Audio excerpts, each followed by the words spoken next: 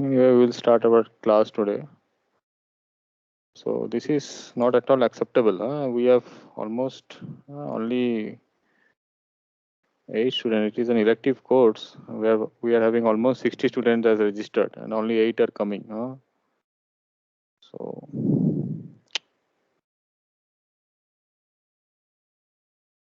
anything is going on other than this?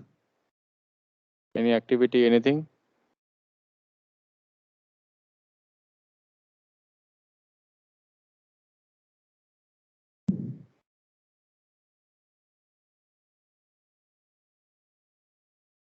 Rituraj? Rituraj is from, I think, mechanical, right?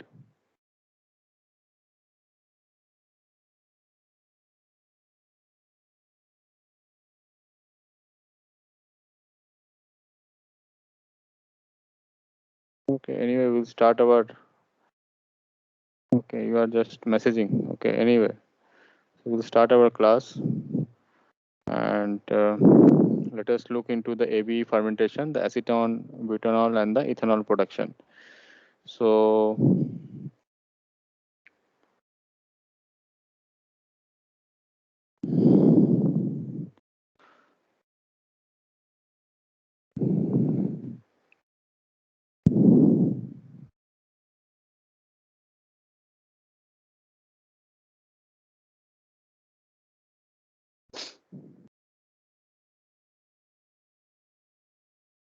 okay, so let us start briefly on what we have studied in the last class, and then we will look into the biosynthetic pathway. So, we have looked into the basic introduction part of what is the acetone, butanol, okay, and the ethanol. So, in this case, the topic is the acetone, butanol. So, these are the two main biochemicals we are going to, or they're basically solvents. So since the acetone and the butanol are mostly used as a, these are as a used as a, so this also falls under the category of the high volume, okay, and the low cost, okay, and because they are mostly used, as a solvents.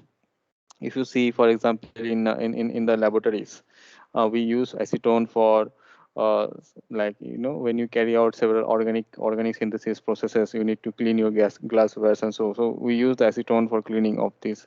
However, acetone can be used for other applications, like especially in the petroleum industries. We use it for carrying out several, the hydrogenation reactions and so on. So there are several applications, but if you see the applications or utilization of the acetone, they are mostly used as a solvent. So some solvent in which you would like to dissolve your particular compound, okay, and then you want to carry out your reactions. So therefore the requirement of this type of, the biochemicals are at a very higher volume, okay, and therefore you would like to have, at high volume, and the cost should be as low as possible. Similarly, it goes with the butanol. So butanol is one of the biofuel that can be used, okay, for the replacement of the petroleum based products. However, butanol can also be used for other applications, like as a solvents for carrying out different chemical reactions and so on. So we look into how this the discovery of the acetone, butanol, and this ABE fermentation takes place, and the whatever the ethanol that is being produced. So generally, the ethanol is produced as a byproduct. Okay, so generally, if you see, our main target would be to obtain, the high concentration of the acetone and the butanol, and the low concentration of the ethanol as much as possible during the fermentation. Because if we are targeting towards the ethanol production, then we would be using, for example, the Saccharomyces cerevisiae yeast that we have already seen. Okay, so this ethanol production is actually considered to be as a byproduct that is being formed or produced in this AB fermentation, and we would like to reduce it. So whatever the glucose as a carbon source that we provide during the fermentation process, and that is what is converted into acetone or butanol or, the ethanol. So we make sure that most of the glucose as a carbon source is being converted into the acetone and the butanol. Okay, and we should have the lower fraction of the ethanol being produced. So we looked into what were the applications of the acetone, like it was used for the manufacturing of the explosives during the World War. And however, now we have the more, the target is towards the production of the ethanol as a replacement towards the fuel. So If you look into what are the what are the microorganisms generally that are being used for the production of the butanol. So especially the microorganisms are the Clostridium species. Okay, so there are different under this particular genus. There are different species of these bacteria there, and they are actually being used for the production of the acetone butanol biochemical, and most of them are generally carried out in the batch culture. So we will see that why it is being used in a normal batch culture, and how we can tune the fermentation process. So like we have seen in the case of the Baker's yeast, like you can switch the fermentations from either the Baker yeast, or can switch it to the ethanol production, which was nothing but the Krebs effect. Similarly, here also it is possible to switch the fermentations from the acetone to the butanol or to the ethanol.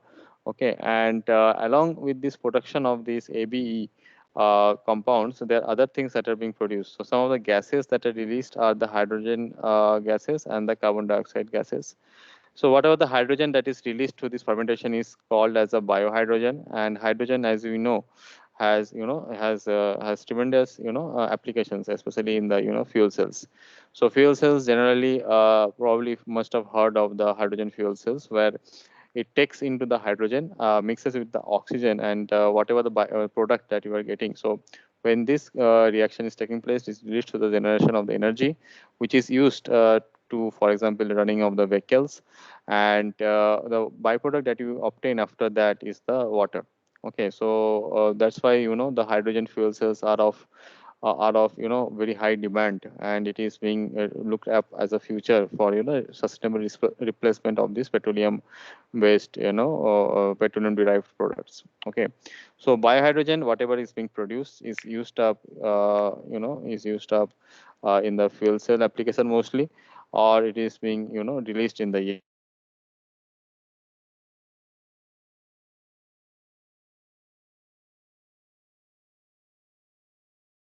butyric acid.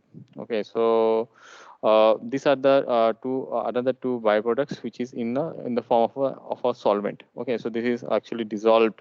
The acetic acid and butyric acid remains dissolved in the fermentation media in which it is growing. Okay, so the production of this type of the byproducts actually it occurs in the initial growth phase, and that growth phase is known as the acidogenic phase, because we have already looked into that there are two classifications. One is the acidogenic phase. So in this phase we are having the production of the acetic acid, butyric acid, and along with that we there is a release of the carbon dioxide gases, carbon dioxide, and the hydrogen gases are released. The other phase, which is called as a solventogenic phase. In this particular phase, the solvents are produced. So these solvents are produced, which are like I told, which are being released by these Clostridium cells, and they are actually dissolved or mixed with the fermentation media. And what are the solvents that are being produced? So we have the ethanol, acetone, and the butanol. Okay, and if you see means here you can see that acetyl CoA is one of the intermediate being produced. Okay, and this acetyl CoA can either go in this direction to produce the acetate, okay, or it can go to produce the ethanol.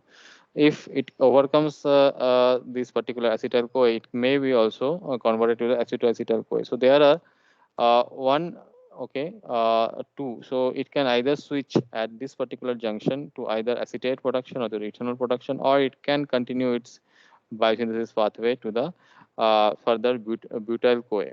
Okay, and this butyl CoA again is another junction point. Okay, and at this junction point, it can either switch to the butanol production, or it can switch to the butyric acid production. So here you can see, like we have seen it the case of the ethanol production with the Saccharomyces cerevisiae, that was a much more simpler, the biosynthetic pathway. However, this biosynthetic pathway is a bit complex because there are two branch points, one at the acetyl CoA, okay, another at the the butyryl CoA, and another at this, for example, the acetoacetyl CoA.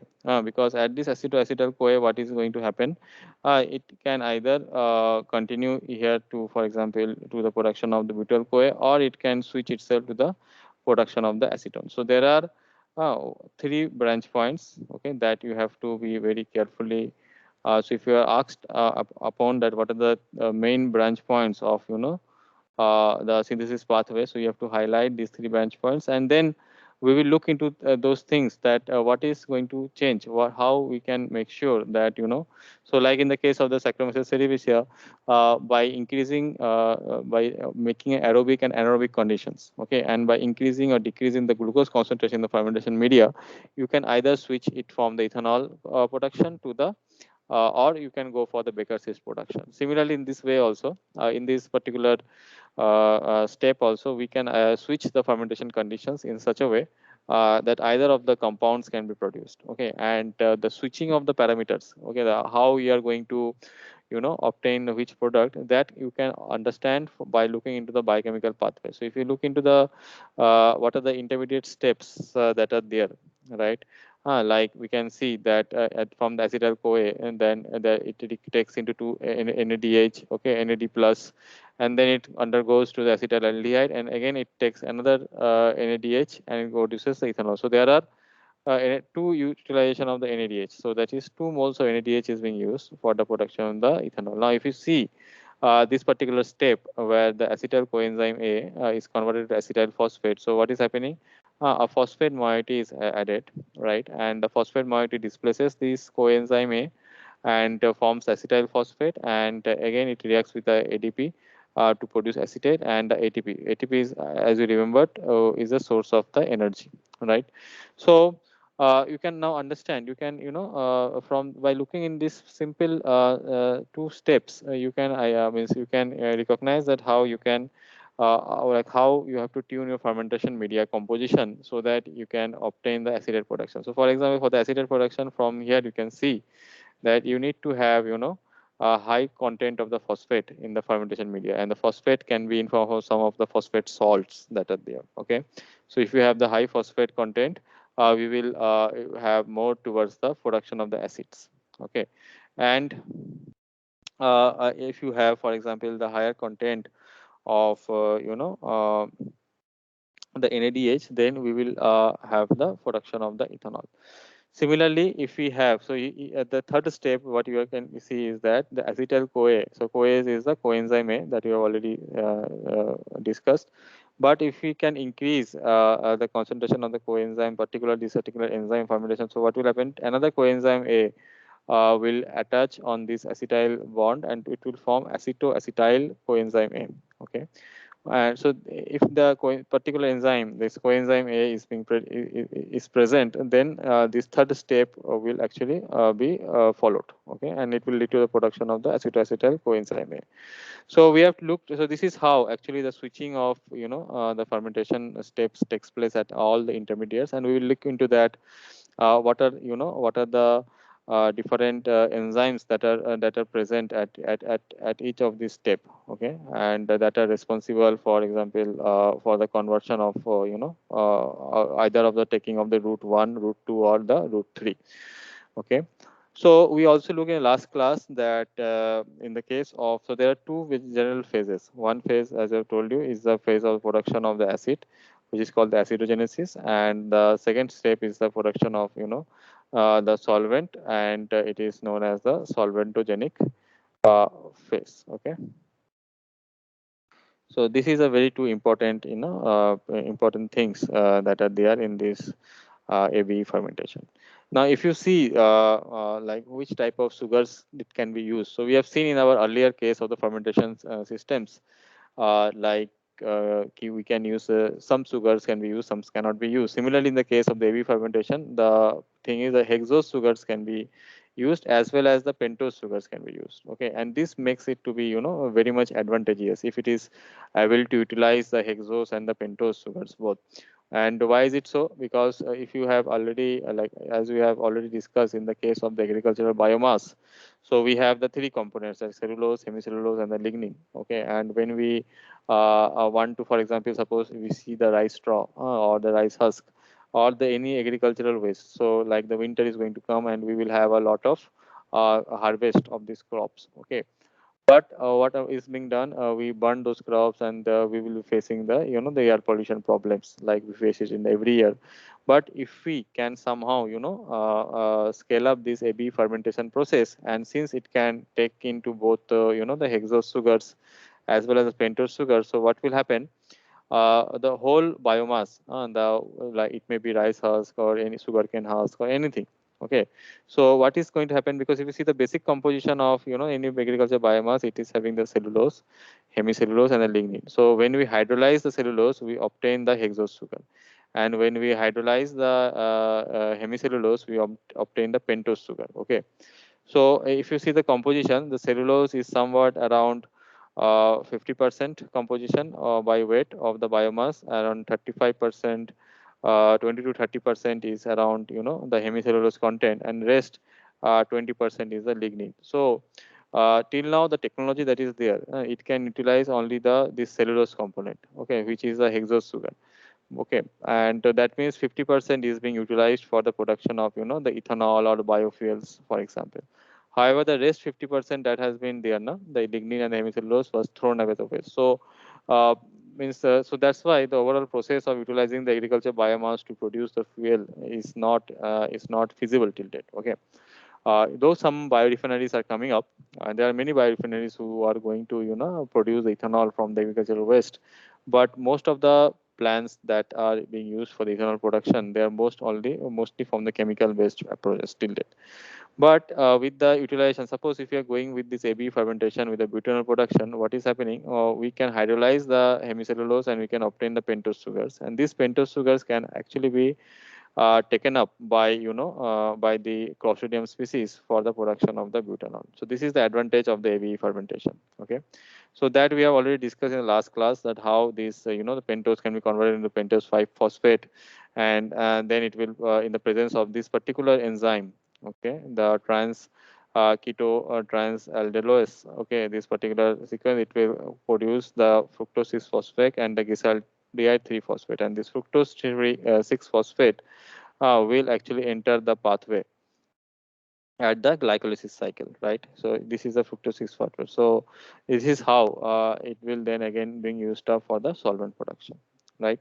So we have looked into this, and we have looked into how much moles of the ATP and the NADH will be produced, and that is going to change if we have the hexose sugars, because these intermediate steps, okay, it also have on the production of the ATP and the ADP, and because we are having the change in these actually phosphate functional groups. Okay, so let us now look into the detailed pathway of the biosynthesis pathway of the AB fermentation.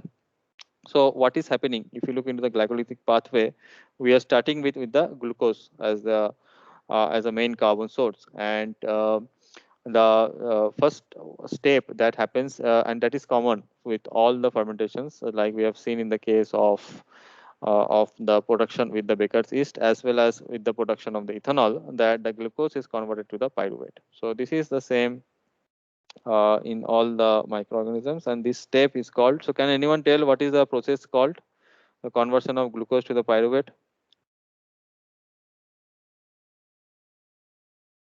Anyone?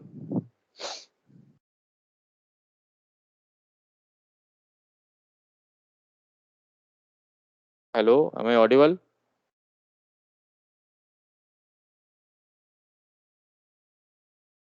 Yes, sir. Can anyone tell? It is, we have already seen a very simple question. Like if you are this The biochemical, glycolysis. Glycolysis. yes, okay, glycolysis. So the glycolysis pathway is being followed, and that is common with all the most of the microorganisms. So in the glycolysis pathway, the glucose is being converted to the pyruvate, and this pyruvate is the is so pyruvate, if you remember, was the branch point for the ethanol production, right? And the Baker's yeast production. Okay. Now in this case, the branch point has changed to the acetyl CoA. Okay. For the AB fermentation. So the pyruvate is actually converted to the acetyl CoA in the presence of the coenzyme A, and 2 moles of the CO2 is released, okay, as the pyruvate is converted to the acetyl CoA, and that is how. So like in the like in the, for example, we told that there are release of the gases, the hydrogen gas as well as the carbon dioxide gas. So this is the point where actually the carbon dioxide gas is released, and there are another stage point where the CO2 is released, which is the when it is the production of the acetone from the acetoacetate. Okay, so this is a point. These are the 2 points basically from where the CO2 gas are produced. We will see the other intermediates that are other means intermediates that we have already seen, like the acetate and butyrate, which are the points from where they are being produced. So what is happening in this part basically? So pyruvate, glucose to pyruvate, we have seen there are several steps and several intermediates that are being produced. And once the pyruvate is formed, the pyruvate is being converted to the acetyl CoA. So how this acetyl CoA is being produced? Okay, so the pyruvate, if you look into here, so this pyruvate molecule is cleaved by the the enzyme known as the pyruvate ferredoxino reductase. Okay, in the presence of the coenzyme A. Okay, and it eats the carbon dioxide as it is released from the gas and acetyl CoA and a reduced ferredoxine. So ferredoxine is nothing but the enzyme, okay, which is having a reducing it has the ability to actually carry out a reduction reaction. So what is happening in this case, if you see the pyruvate structure, there I think it is a 3 carbon structure, uh, and then two carbon is being removed from from as a CO2 gas, and what we have left behind is an acetyl group. Okay, so acetyl group is left behind, and the coenzyme CoA.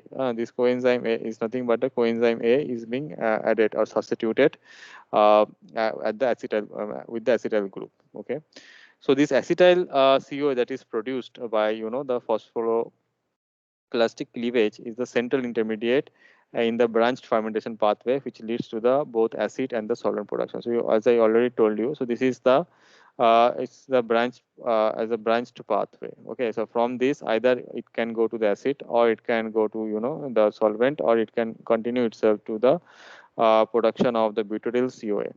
Okay, so if you are having the acid producing metabolism, the acid producing metabolism means the production of either the acetate or the the butyrate, or if you are going for this production of the acetic acid or the butyric acid, what will going to happen? There is a rapid flow of the electrons, which is derived from the phosphoclastic cleavage of the pyruvate and from the NADH through the ferredoxine to produce molecular hydrogen. Okay, so what is happening here? The rapid flow of electrons that takes place during this phosphoclastic cleavage. So, so because you can see, as I already told you, you need to have the higher phosphate content, and when this phosphate bonds will break. Okay, so this phosphate, this inorganic phosphate that is coming, it has to come from any salt, right, or any source where you have to carry out the cleavage of the phosphate bond, and then at that particular phosphate will substitute the CoA coenzyme A, and then it will form the bond with the acetyl group, right?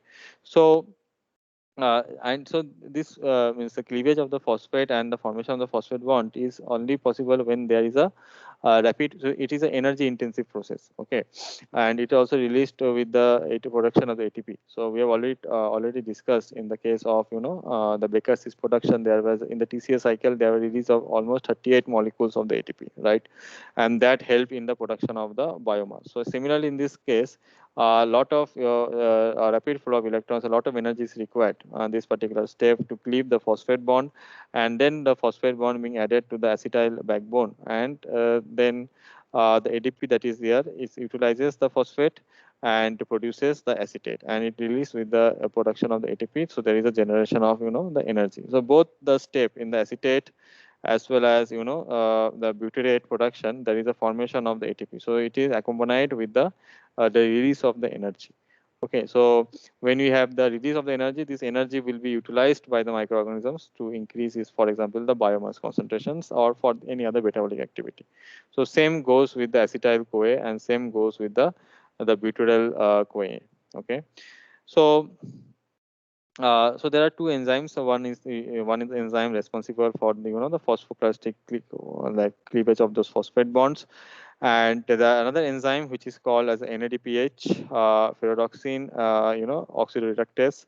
And the main function in this is the controlled production of the NADPH from the reduced ferredoxin, which is required for the biosynthesis. So, if you look into the earlier this step, okay, if you look into now the solvent step, so we have talked about the acid fermentation step where we have to have the phosphate bond being clipped. Now, if you would like to tune, if you would like to go to the production of the ethanol, so you need the NADH, right? And this NADH, the enzyme which is responsible, is the ferredoxin oxidoreductase, separate enzyme. Ferredoxin oxidoreductase is actually produces, means controls how much amount of NADPH is there. So if the NADPH concentration is low, then if this reaction pathway will not be followed.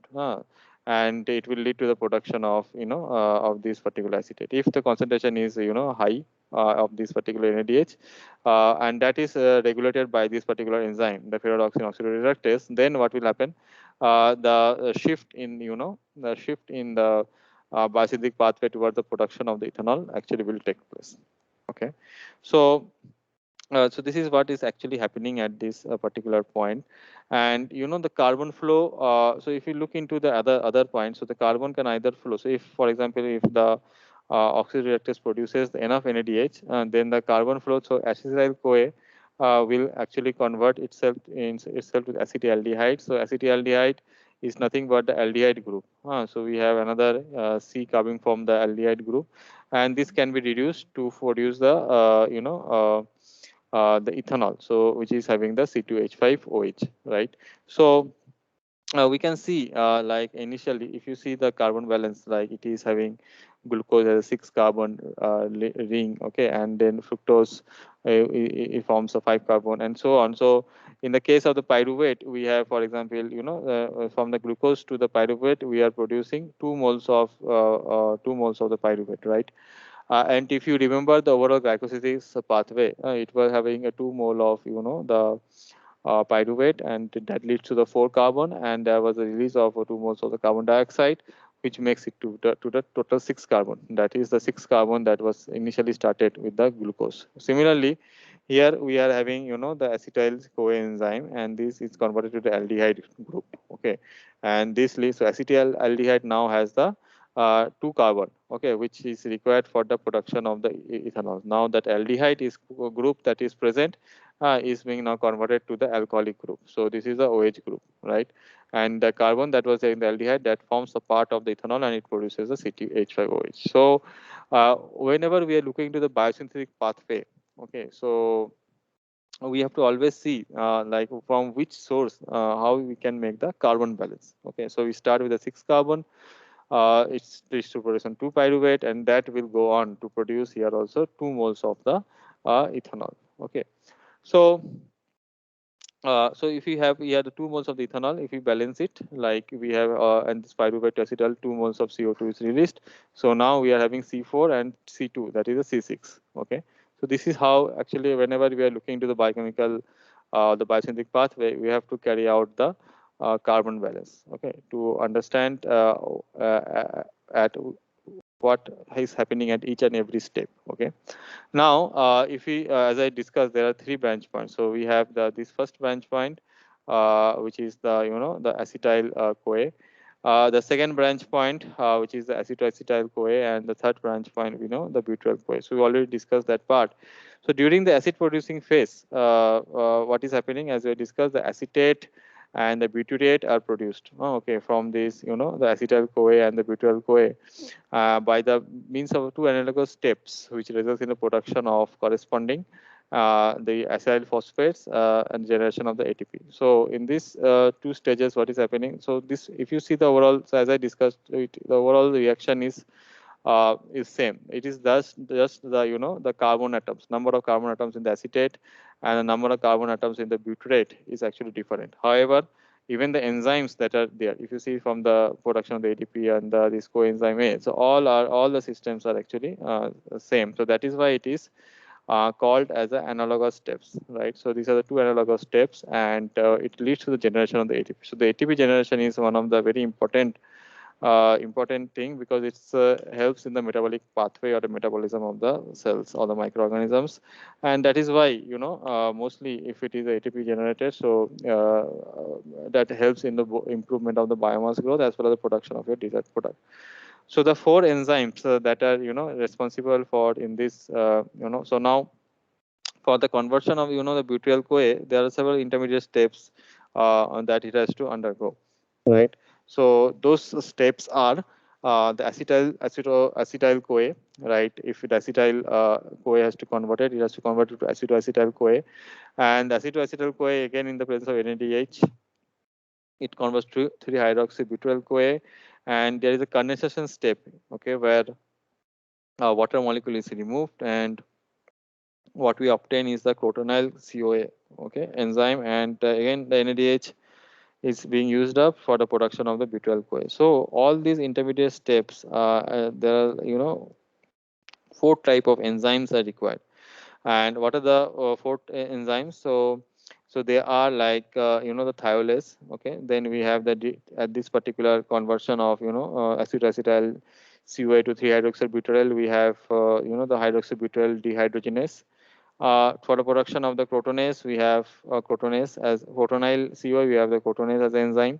And for the production of the butyl CoA, we have the butyl CoA hydrogenase enzyme. So these are the four enzymes that are being used at these three steps for the production of the butyl CoA. Okay, and and then for the production of so we have talked about this acid production, right? Now for the production of the solvents, okay, so what is going to actually happen? So that the solvents that are being produced, so these are the ethanol, acetone, and the butanol. So as we have already discussed, this is controlled by the enzyme, which is the ferredoxin oxidoreductase, and it actually produces the NADPH. So if we are having, so if you would like to tune your fermentation in such a way that you are going for the production of the solvents, then how you are going to carry out?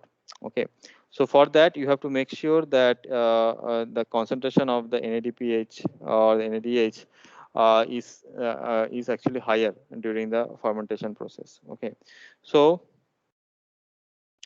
so for that, you what you do is you carry out upregulation of this ferredoxin oxidoreductase enzyme, and the upregulation is carried out by tuning some of the fermentation conditions. Okay, so what are the fermentation conditions generally it has been used to carry out? So like we have seen in the earlier case, we have the phosphate environment. In this case, we make sure that we have oxidative compounds that are present. Okay, so we look into those things in detail once we look into the composition, media composition, concentration, and all those things. But we have to make sure that we have this higher NADH concentration. And also, if you see the two reaction pathways for the ethanol production and for the production of the butanol, right? So all both of them actually are actually similar in nature, right? Whatever the enzymes that are there are the similar in nature, but it is just the intermediates, the acetyl aldehyde or the butyldehyde. So these are the acetyl and butyl, like it was in it was in the case of the acetate and the butyrate. The only the number of carbon atoms in their in the backbone is actually different. However, other things remains the same. Okay, so the butyl CoA actually produces the butyl aldehyde in the presence of the enzyme dehydrogenase. Okay, and this butyl aldehyde is being converted to the butanol by the enzyme butanol dehydrogenase. Okay, and these both of the enzymes are generally are present in the Clostridium acidobutylicum and the Clostridium bezeringii. Okay, so the activity has been reported to be of this particular enzyme butanol hydrogenase has been reported to be the NADPH dependent rather than the NADH dependent. So NADPH dependent means it depends upon how much the NADPH is in the concentration in the media, and that is the NADPH is being produced by this particular enzyme, the ferredoxin oxidoreductase. Okay, so we have to when if you would like to target or tune your fermentation towards the butanol production, then you have to upregulate the production of that particular enzyme in your fermentation process. And under upregulation will be actually depend upon what are the media compositions that you are adding during the fermentation media, and how you are proceeding with the fermentations parameters. Okay. So this is what it was, how the the ethanol production or the butanol production, or the butyric acid or the acetate production actually takes place, and how it is tuned. But so what we have seen here is a simple, very simple, biochemical pathway using the glucose as the glucose as the source of carbon.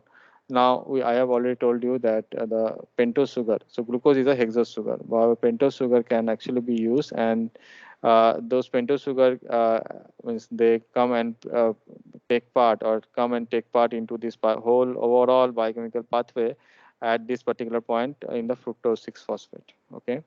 And however, different different carbon sources can be used. So lactose, so for example, like galactose. If you have a galactose, which is a disaccharide, it is made of lactose and the glucose. So the lactose has to be converted into some form. Maybe it will be converted into the glyceraldehyde 3 phosphate form, and then it will be used. So like we have here the galactose, right? So lactose, galactose, glucose, xylose. Xylose is a 5-ring structure. Arabinose is also some sort of a 5-ring structure. Fructose also. Then we have mannose, starch, and the sucrose, and so on. So of this variety of the carbon source can be utilized for the production of the acetone butanol fermentation. Okay. And as we have already discussed, that a variety of organic solvents or solvents are produced. Like we have the acetic acids, the butyric acid. So whatever the acetate and the butyrate is produced, that can be converted into the acidic form, like the butyric acid and the acetic acid. Or we also have the alcoholic the solvents that is there. It is the butanol, acetone, and the ethanol. And some of the gases being released is the carbon dioxide, hydrogen, and isopropanol, formic acid, acetone. So these are, and this is a major products. Along with this, during the after the fermentation, it has been observed that a yellow oil is actually also produced. Okay, at the generally at the bottom of the tank when you are carrying out this AB fermentation in a reactor system, and it has been characterized to find that it is a complex mixture of the higher alcohols, higher acid, and the esters. Okay, and their compositions tends to be varying with the varying microorganisms and so on. So these are generally mixture, and they are thrown out as a byproduct, and because the separating of them of this type of mixture is overall very energy intensive. However, so this is the overall means what are the byproducts can be produced, and what are the carbon sources can actually be utilized for the production of these the solvents and these acids. So if you see the butanol, acetone, the ethanol, the primary fermentation product, and how we can by now we have basic understanding on how we can tune the the production of either of the acids or the solvents, depending upon how we which biosynthetic pathway we choose. But if we, for example, one of the thing that is there, like if we upregulate this particular fermentation, cycle or fermentation or the biosynthetic pathway, if we upregulate this particular thing, so this is going to produce, the ethanol, acetone, and the butanol. So these three byproducts will be simultaneously produced. Okay, because once we upregulate these, what are the genes and what are the the intermediates or enzymes that are there, some of the percentage. So if you think that conversion of the glucose into the 100%, of the ethanol, acetone, and the butanol, it may be that it may produce 40%, or for example 30% ethanol, and the rest of fraction, that is suppose 35% is produced the acetone, and 35% is the production of butanol. So these three intermediates will actually be present as a mixture. Okay, and you need to separate them out uh, by by your strategic downstream processing, depending upon. So all these three solvents are volatile in nature, and then by simply using a boiling apparatus, boiling and cooling of these components, we can separate it very easily. So let us now look into so this is the overall pathway and how you can tune either of the two production. Now, if you look into the overall fermentation process for the aceton butanol, so it can be described in the following phases. So first is the production of the inoculum. So inoculum is that the initially grown, initially means the initial microorganism culture, bacterial culture, where we would try to revive the cells, okay, and we create an initial inoculum which is having some biomass concentration growth around in the range of 5 to 10%, and then it is can be used as a seed for the main fermentation, where we are actually targeted towards the produce for the production of the acetone or the butanol. Then we have to look into the preparation of the media. So these media components, as I told you, we will look into it from the biosynthesis perspective. So we have seen from the biosynthetic pathways which genes and not the genes, which enzymes are responsible for the switching from the acidic phase to the solvent phase, or from the solvent phase to the acidic phase, vice versa. According to that, we will now look into what are the media components that are there, and then we will look into the fermentation process, which is like what are the type of the reactors, what is the general growth curve, how the production of the acetone butanol is actually changing with the time, and how the biomass concentration is growing. So from those we can design the bioreactors, which one. So we generally know there are three types of bioreactors, and they have their own advantage and disadvantage and the characteristics, and depending upon the fermentation system we are following, we use either one of them. Okay, and then once you have produced your targeted biochemicals, we need to harvest and recover them, which falls under the downstream processing. So these are the four basic classifications under which the fermentation process can be classified, and this shows you the process flow diagram. Okay, so so this is the overall process flow diagram of the production of the acetone butanol. And if let us go through this particular diagram and see what is happening.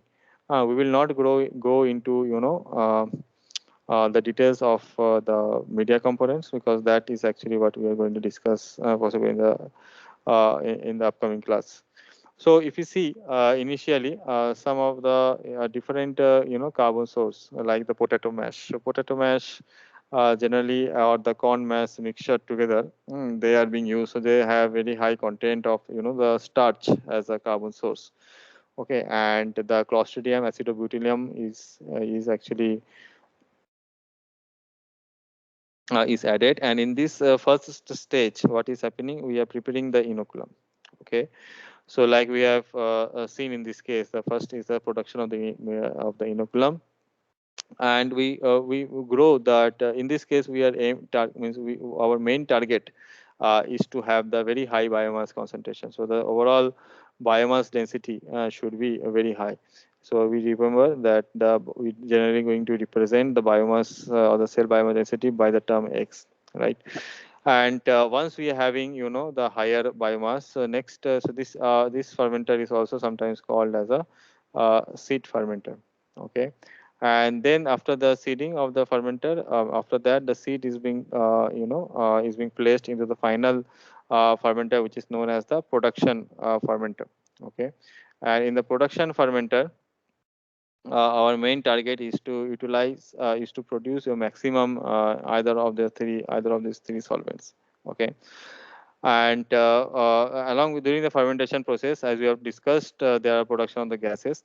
Okay, so so these two gases that are produced are the hydrogen and the carbon dioxide. And as I told you, so during the as like liquid components that are produced, for example, the acetone or butanol, they are mixed with the fermentation media, right? So similarly, the gases that are produced, the hydrogen and the carbon dioxide, they are in the form of mixed form.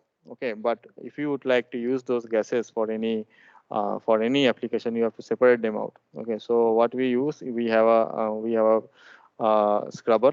So scrubbers are nothing but they are long tower like system, where we have some sort of a catalyst being embedded into this into this in the central part of this tower, and the gases are forcefully passed through it. Okay, so some gases which are like for example the CO2. CO2 may be absorbed, okay, and into the periphery of this of the bed of these scrubbers, and then the unabsorbed gases, which is maybe the hydrogen, can be separated out, and then the CO2 can be released by simply varying the temperature range from of this by simply varying the absorption and desorption. So what is happening in this particular scrubber? We are either absorbing, and we are playing with the solubility of the gases. We are Some gases may be having higher absorption capacity, some may have lower, and depending on that we separate these two gases.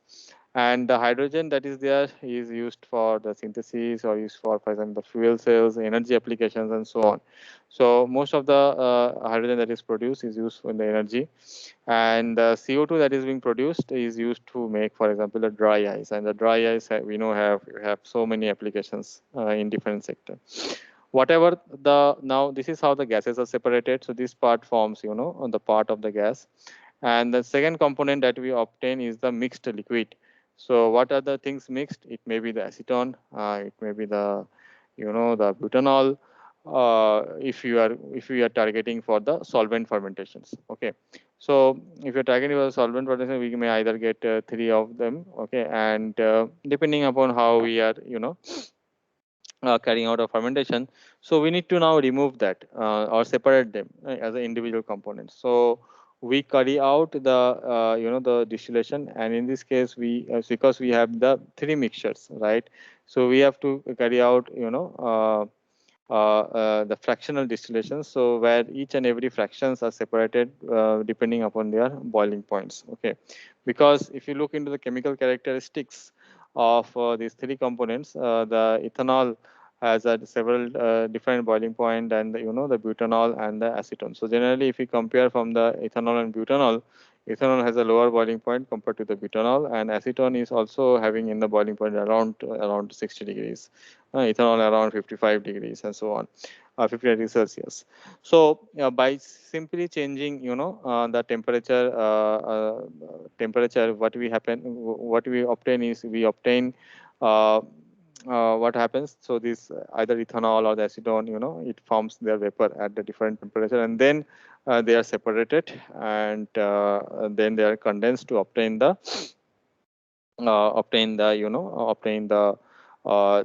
these solvents individually. Okay, and whatever is the final thing that is left behind after the separation of the liquid, of the separation of the gas, what will be left behind is something, the biomass that has been formed during the fermentation process.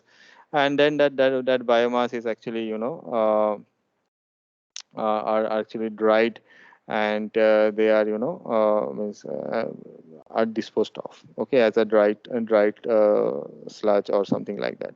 So this is the overall process flow diagram, and you can see in that first step is there are two main steps. Okay, that is creation of forming the production of the inoculum development, and next step is the fermentation development.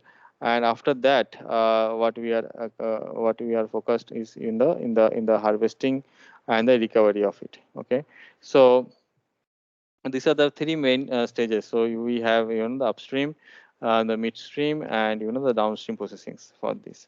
Okay, so this is the overall thing, and in the next class, let us understand the importance of each and every substrate.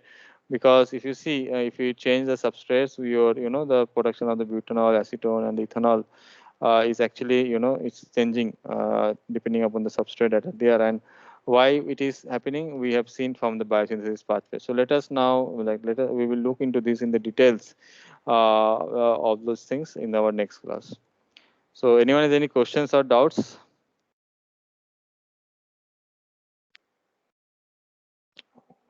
So if not, then thank you everyone. Let us continue our discussion in our next class.